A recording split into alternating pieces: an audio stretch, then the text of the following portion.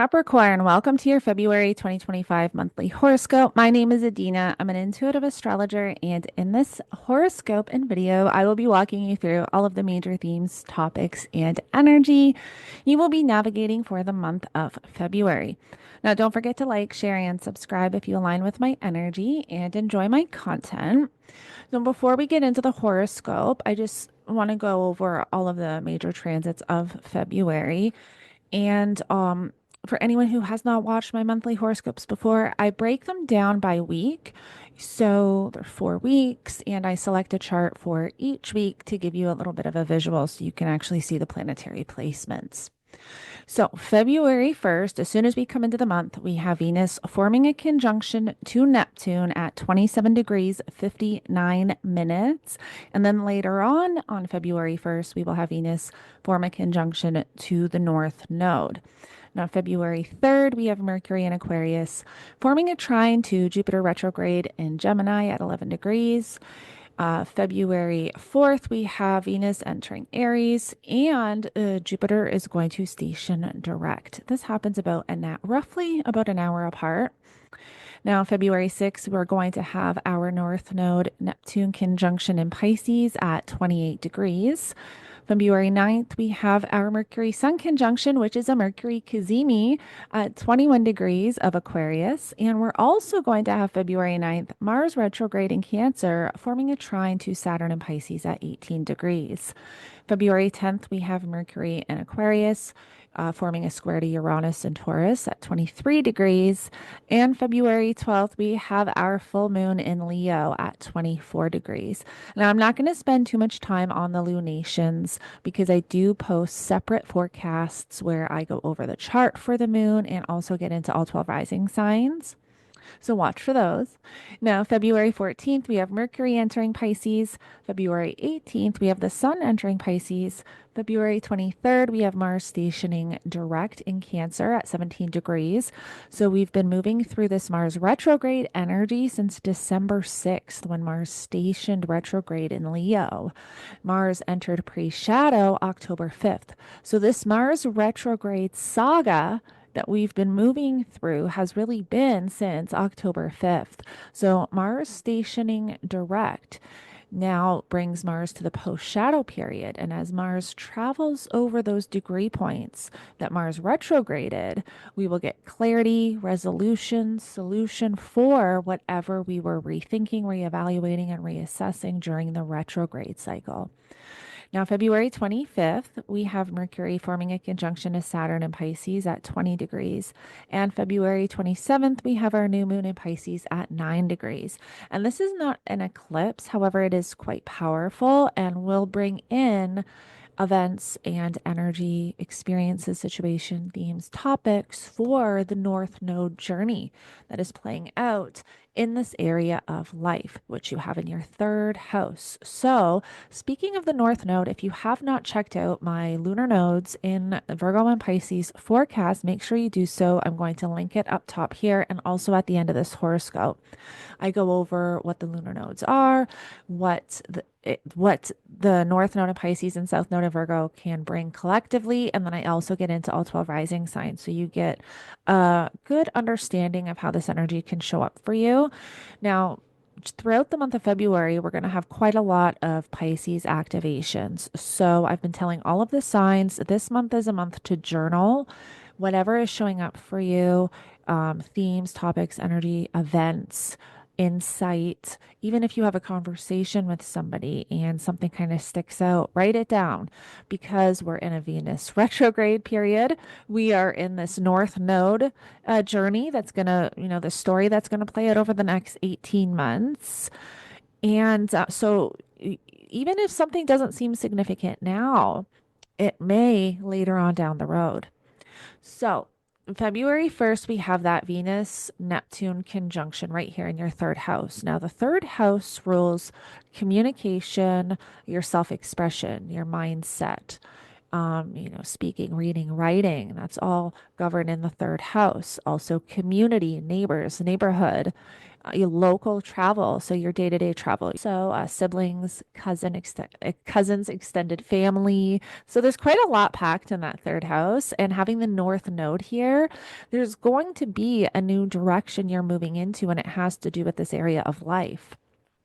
And so, with these activations of the North Node and Pisces activations, this month is when we can um, kind of get a hint or realize what the story is going to be over the next 18 months, what major themes, topics, events we'll be moving through in this area of life.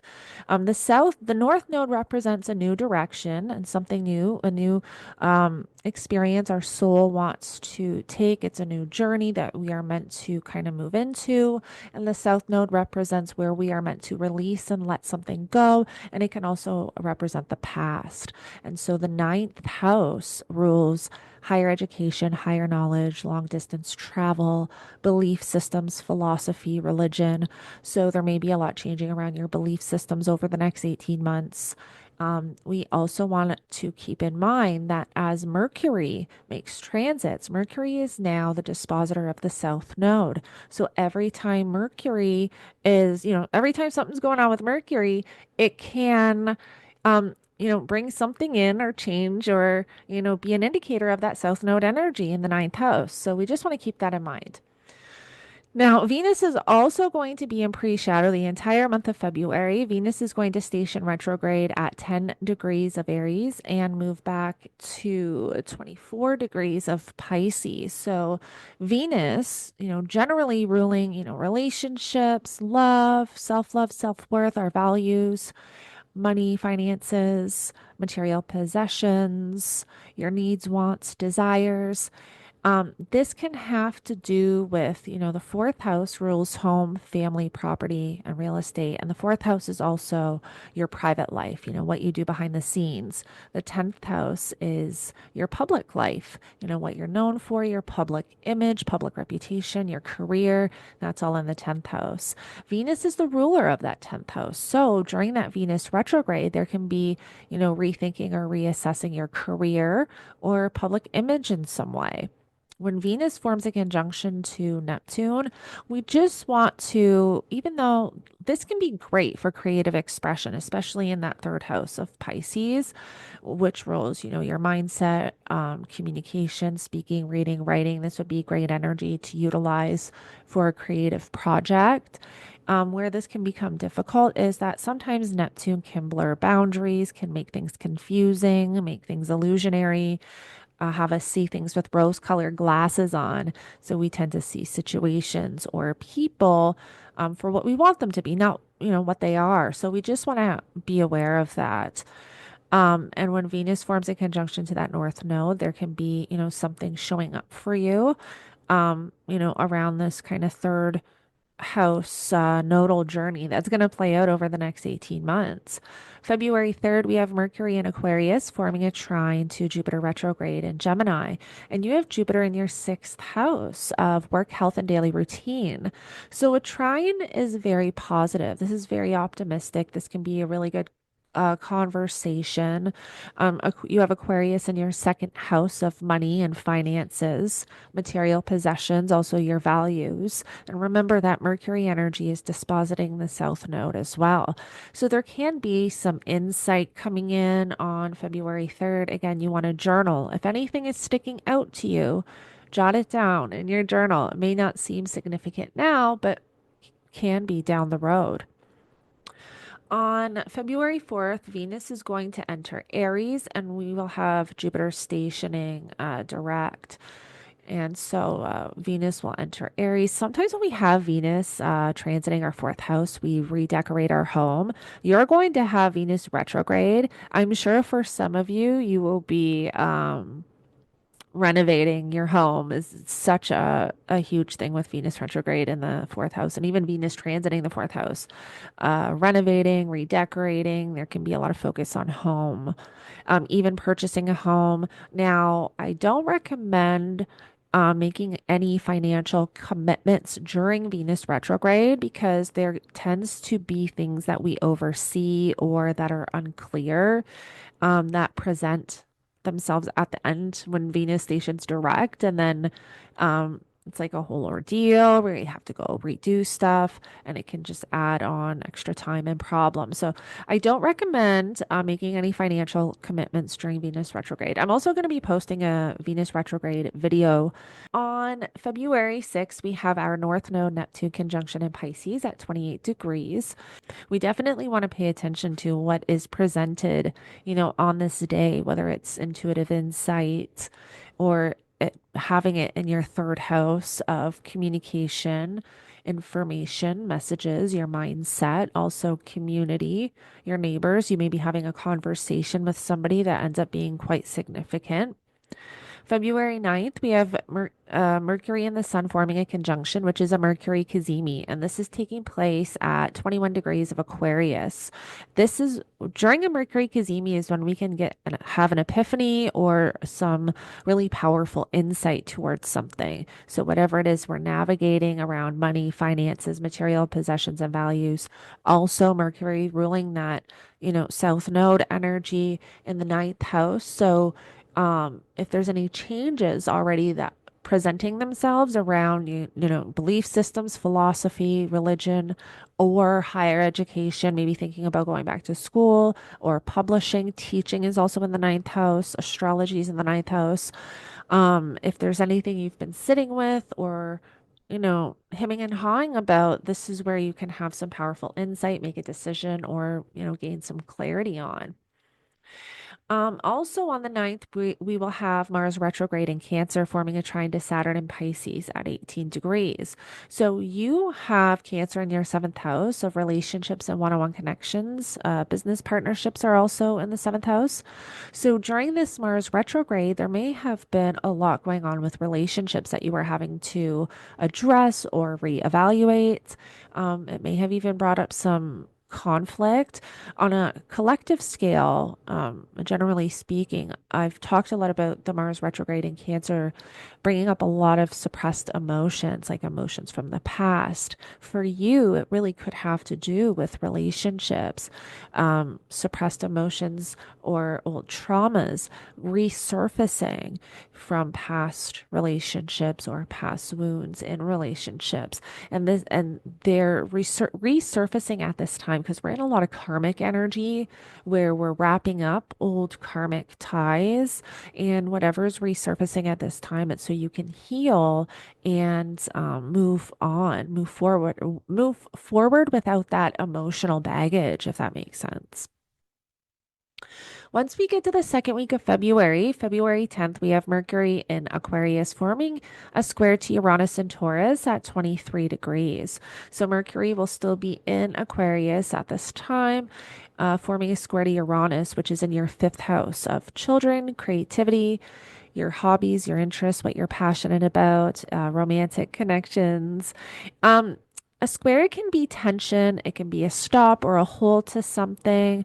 One way this could present itself is, children and finances. Maybe something's coming up and you're having to, pay for something around your children, which is creating some, maybe you didn't have the money, but you have to, pay for something that, your child needs you to pay for, something along those lines where it's very unexpected because it's that Uranus energy.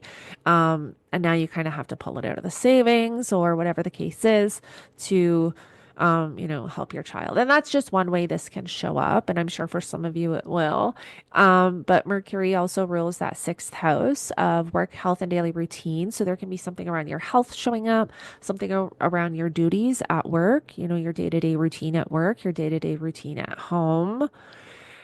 And then that the ninth house themes and topics, as well, that energy can be working with. So, Uranus just brings in an unexpected stop or hold to something. It doesn't necessarily have to be really disruptive. It can be, but doesn't have to be and won't always be, whenever we have a square to Uranus.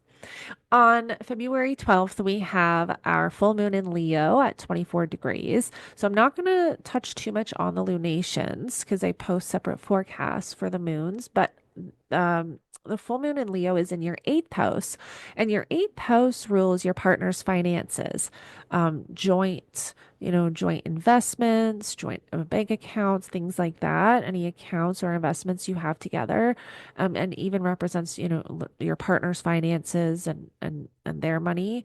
Also, taxes, inheritance, money coming in from outside resources. The eighth house also rules psychological healing and transformation.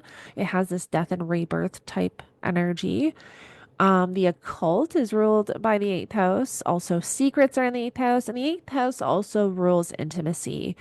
Deep intimacy within partnerships is represented in that eighth house. So, all of those themes and topics can be highlighted with this full moon, but think back to what you were navigating and what was showing up for you at the time of the new moon in Leo. That can give you an idea of what can be manifesting at this time and showing up.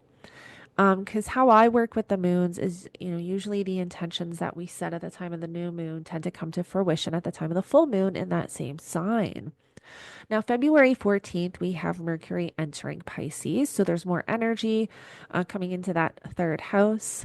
February 18th, we have the sun entering Pisces, bringing more focus and energy to the third house. And then February 23rd, we have Mars stationing direct in Cancer at 17 degrees. So this is going to be nice. Now, from February 23rd to May 3rd, Mars will be in post shadow. So between February 23rd and May 3rd is when you will find solution and resolution and clarity to whatever it was you were navigating through the Mars retrograde period around, relationships, one-on-one connections. Mars stationed retrograde in your eighth house in Leo, which is your partner's finances and joint resources and investments and psychological healing and transformation and all those kind of themes and topics I already mentioned.